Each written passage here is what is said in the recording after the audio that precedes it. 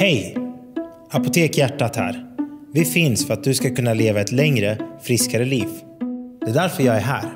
För att lagom till det nya året hjälpa dig skaffa nya, hälsosammare vanor. Vi har utrustat den här digitala skärmen med rökdetektorer.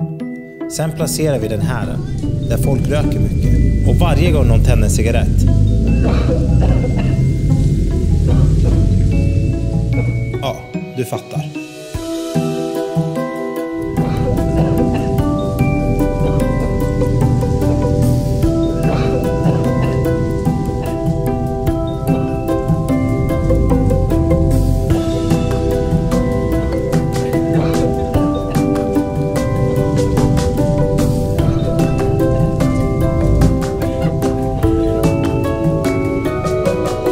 Apotek Hjärtat. Allt för ett nytt friskare år.